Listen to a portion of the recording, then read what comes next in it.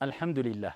Le prophète sallallahu alayhi wa sallam nous dit: Allah n'a pas envoyé un prophète sans qu'il n'ait été berger. Allahu Akbar. Avec cette grande, noble, immense fonction qui est prophète, le fait de transmettre la parole d'unicité au peuple, la ilaha illallah, eh bien Allah subhanahu wa ta'ala a décidé de par sa sagesse que tous les prophètes soient bergers. Mais pourquoi? Eh bien parce qu'il y a plein de sagesse qui se cache derrière cette noble fonction qui est berger.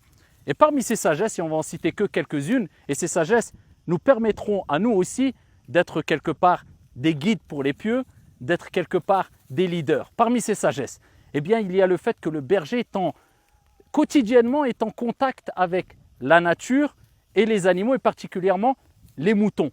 Et cela procure au berger eh bien, un apaisement, sérénité, calme, discipline et patience. Et ça, c'est des caractéristiques eh bien, indispensables pour être un leader, un guide pour les pieux, pour les prophètes aussi.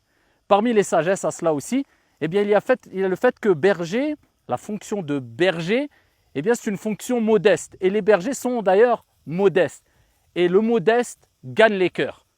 Contrairement au prétentieux, arrogant, orgueilleux qui fait fuir. Et ça, c'est une caractéristique indispensable pour être un leader, pour être un guide pour les pieux qui rassemble.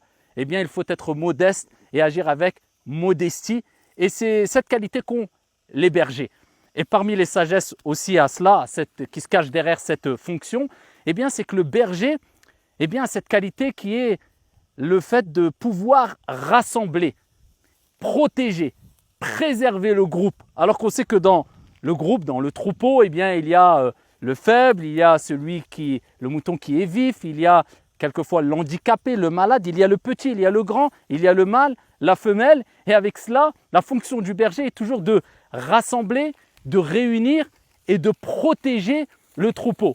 Eh bien, cette caractéristique, elle est indispensable aux prophètes et aux envoyés. Ce sont ceux qui sont là pour rassembler, pour réunir, pour préserver, pour protéger le groupe, peu importe les différences et les divergences qu'il peut y avoir au sein d'un même groupe. Et si toi aussi tu veux être quelque part un guide pour les pieux, un leader, il faut avoir cette caractéristique qui est le fait de pouvoir rassembler avec une certaine discipline, sagesse, douceur, calme, sérénité, toutes les précédentes caractéristiques qu'on avait citées. Eh bien, tu dois pouvoir rassembler eh bien, les gens autour de toi, peu importe les différences et les divergences. Et d'autres sagesses se cachent derrière cette décision divine quelque part et derrière cette fonction qui est berger. Mais en tout cas, ces quelques caractéristiques, il faut les retenir et essayer de les mettre en application et vivre avec nous aussi. À savoir la modestie, à savoir le fait d'être calme, serein,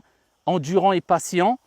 Et aussi le fait de pouvoir toujours et d'être toujours la cause de la réconciliation, du rassemblement et de préserver les gens qui sont autour de toi, peu importe les désaccords, les divergences, les différences qu'il peut y avoir entre les différents individus.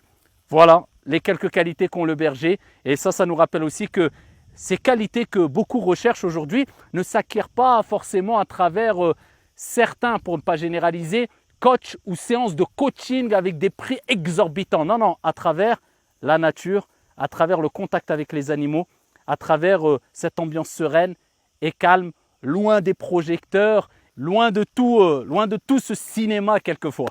Qu'Allah subhanahu wa ta'ala nous accorde à toutes et à tous ces nobles qualités et qu'Allah subhanahu wa ta'ala vous préserve.